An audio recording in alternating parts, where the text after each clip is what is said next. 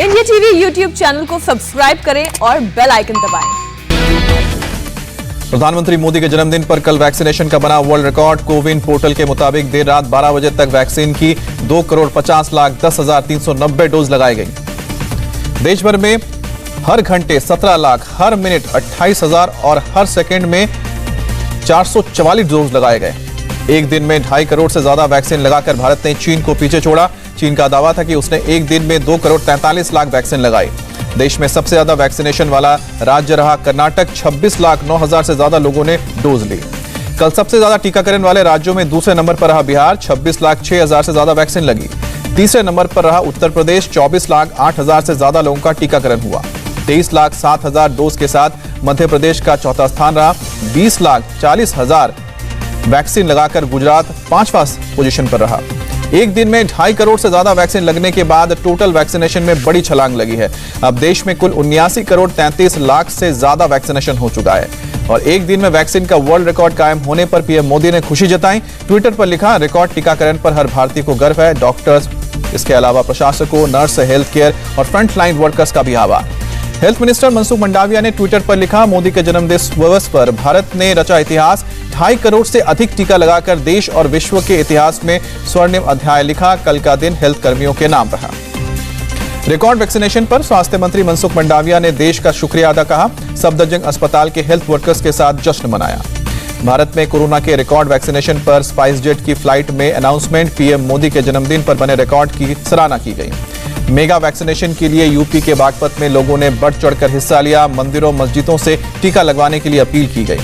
बागपत में वैक्सीनेशन के लिए मस्जिद से की गई अपील। लाउडस्पीकर पर वैक्सीनेशन की अपील का वीडियो सामने आया। मुंबई में महिलाओं के लिए लगाए गए वॉक इन वैक्सीनेशन सेशंस में 1,07,934 कोरोना के डोजेस लगाए गए। हरियाणा के गृह मंत्री अनिल विज का बयान, बोले हमने राज्य में करीब 60 लाख लोगों को वैक्सीन की दूसरी डोज लगा दी है। भारत बायोटेक की कोवैक्सीन को अगले महीने मिल सकती है। WHO की मंजूरी। इमरजेंसी इस्तेमाल को लेकर 5 अक्टूबर को strategic advisory group of experts की बैठक होगी। आज पीएम मोदी गोवा के स्वास्थ्य कर्मियों और कोरोना के टीका लगाने वालों से वर्चुअली मीटिंग करेंगे। गोवा में 100% लोगों को पहली डोज लग चुकी है। देश में कोरोना के 35,354 नए केस सामने आए हैं। 285 लोगों ने दम तोड़ा है। केरल में बीते 24 घंटे में कोरोना के 23,260 लोग संक्रमित पाए गए हैं। 131 लोगों की जान गई है। कर्नाटक में बीते 24 घंटे में कोरोना के 1,000 नए केस सामने आए हैं। करीब 1,200 लोग ठीक हुए हैं। आंध्र प्रदेश में कोरोना के 1,393 नए केस सामने आए हैं। करीब 1,300 लोग ठीक हुए हैं। दिल्ली में बीते 24 घंटे में 55 लोग कोरोना संक्रमित पाए गए हैं। एक संक्रमित की जान गई है। कर्नाटक के दक्षिण कन्नड़ में खुले स्कूल। क्लास 8वीं से लेकर 10वीं तक के बच्चों की पढ़ाई शुरू हुई। राजस्थान में 27 सितंबर से खुलेंगे 1 से लेकर 5वीं तक के स्कूल। 50% क्षमता के साथ हो सकेगी क्लास में पढ़ाई। राजस्थान के गृह विभाग ने कोरोना पर की नई गाइडलाइन जारी। अब राजस्थान में शादी समारोह में 200 लोग शामिल हो सकेंगे। मुंबई के 86% से ज्यादा लोगों में मिली है एंटीबॉडी। 5वें सीरो सर्वे में पता चला।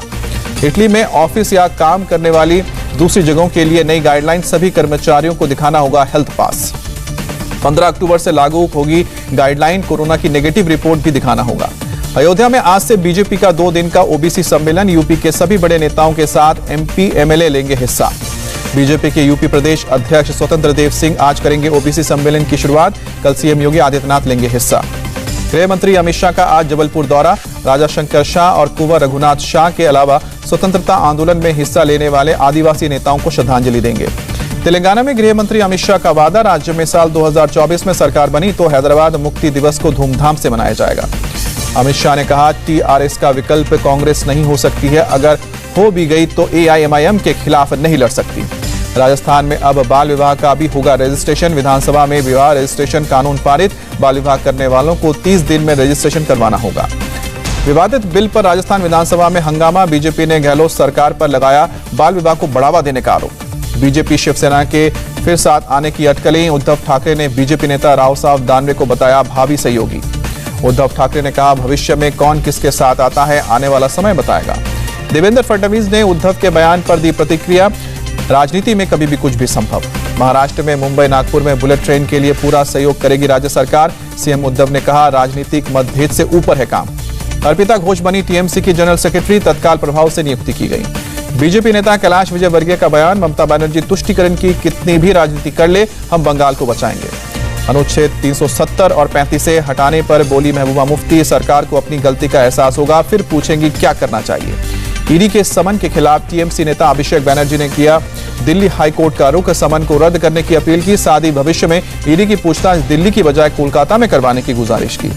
दिल्ली पुलिस की स्पेशल सेल ने मुंबई पुलिस के साथ मिलकर जाकिर नाम के संदिग्ध को मुंबई से हिरासत में लिया। आईएसआई और साथ ही अंडरवर्ल्ड के टेरर मॉड्यूल से जुड़े होने का शक।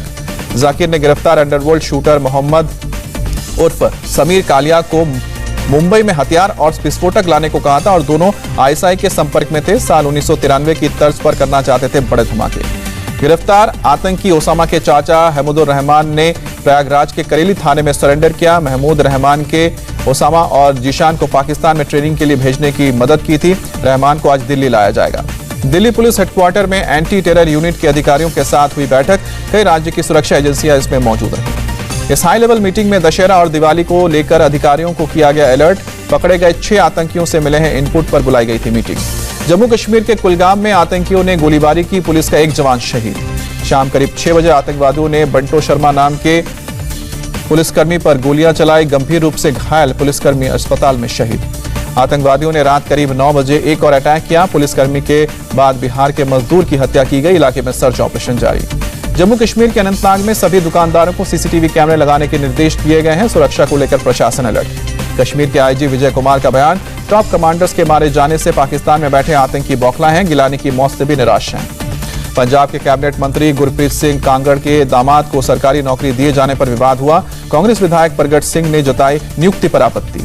हरीश रावत के ट्वीट से पंजाब की सियासत में फिर उबाल। हरीश रावत ने ट्वीट कर कहा, आज शाम 5 बजे पंजाब प्रदेश कांग्रेस कमेटी कार्यालय में कांग्रेस विधायक दल की बैठक। ऐसी बड़ी संख्या में विधायकों की अपील किया गया है। हरीश रावत ने मीटिंग में पंजाब के सभी कांग्रेस विधायकों से आने को कहा है। ट्वीट में उन्होंने राहुल गांधी, पंजाब के सीएम कैप्टन अमरिंदर सिंह और नवजोत सिंह सिद्धू को टैग किया है। आज से शुरू बद्रीनाथ, केदारनाथ, गंगोत्री और यमुनोत्री की 4 धाम यात्रा। उत्तराखंड सरकार ने जारी किया है यात्रा के लिए एसओपी। 4 धाम यात्रियों को रजिस्ट्रेशन के बाद जारी किए जाएंगे ई पास। दूसरी डोज लगाने के 15 दिन के बाद सर्टिफिकेट दिखाने पर ही मिलेगी यात्रा की इजाजत। दिल्ली में 21 और 22 सितंबर को फिर जोरदार बारिश के आसार। मौसम विभाग ने जारी किया येलो अलर्ट। दिल्ली में कंस्ट्रक्शन वर्क के दौरान एजेंसियों ने प्रदूषण फैलाया तो होगी कार्रवाई। दिल्ली के पर्यावरण मंत्री गोपाल राय ने प्राइवेट कंस्ट्रक्शन एजेंसियों से मुलाकात की। 14 सूत्री दिशा निर्देश भी दिए। ओडिशा में बाढ़ से हालात खराब। अगले 24 घंटे में 48 घंटे बिगड़ सकते हैं हालात। हाई अलर्ट पर प्रशासन। केंद्रीय रेल मंत्री अश्विनी वैष्णव ने नई दिल्ली रेलवे स्टेशन का दौरा किया। कहा, हमने रेलवे में कौशल विकास योजना और स्वच्छता पर जोर देने का कार्यक्रम शुरू किया। दिल्ली मुंबई एक्सप्रेसवे को लेकर सुपर एक्टिव मोड में है गडकरी। गुजरात के भरूच जाकर किया एक्सप्रेसवे का निरीक्षण। केंद्रीय मंत्री जितेंद्र सिंह ने मुफ्त टेलीमेडिसिन सुविधा की शुरुआत की। कंसल्टेंसी भी होगी फ्री। अटारी वाघा बॉर्डर पर फिर से शुरू हुई बीटिंग रिट्रीट सेरेमनी। कोरोना के चलते पिछले 7 मार्च से बढ़ती दर्शकों के आने की यहां पर एंट्री। बीएसएफ के मुताबिक 15 सितंबर से एक बार फिर शुरू हुई है सेरेमनी, जहां पर आम लोग हिस्सा ले सकते हैं, लेकिन सेरेमनी हर रोज हुआ करती थी। 2016 में सर्जिकल स्ट्राइक और बालाकोट एयर स्ट्राइक के दौरान भी सेरेमनी को करना पड़ा था रद्द। दिन ढलते ही दोनों देश के जवान अपने अपने फ्लैग उतारते वक्त शक्ति प्रदर्शन करते।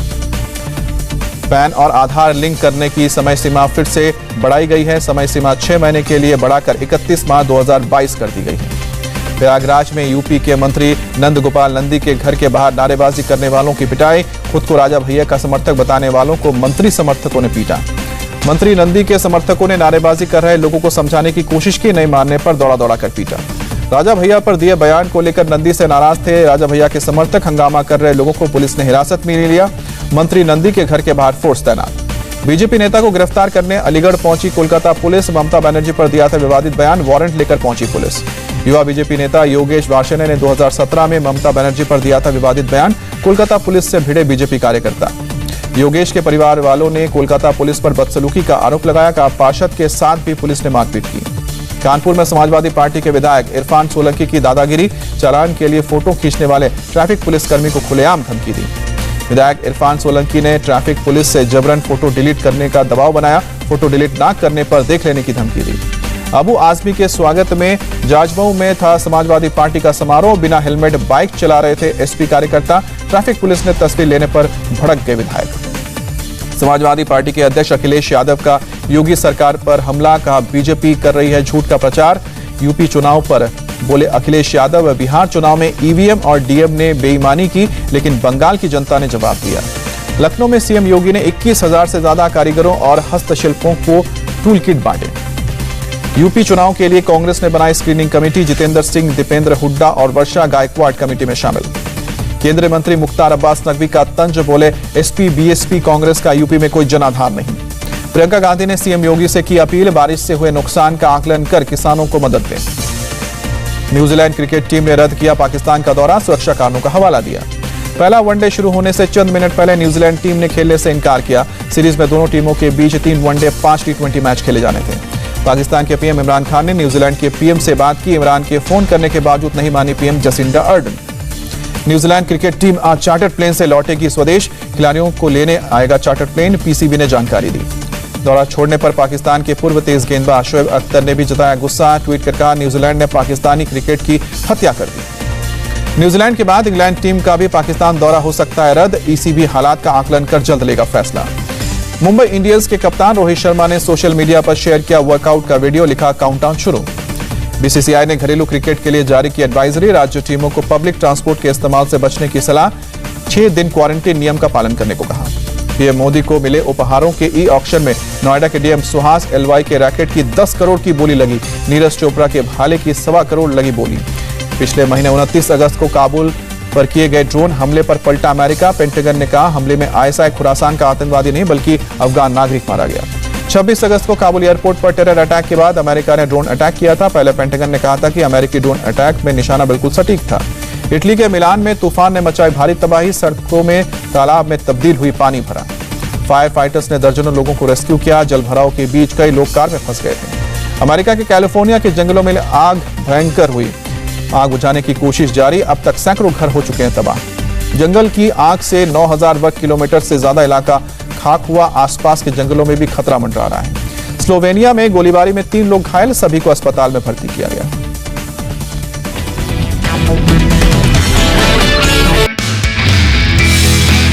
नमस्ते, मैं हूं मीनाक्षी जोशी। वीडियो और खबरों से अपडेट रहने के लिए India TV YouTube channel subscribe करें, बेल आइकन दबाना ना भूलें। जुड़े रहें इंडिया टीवी के साथ।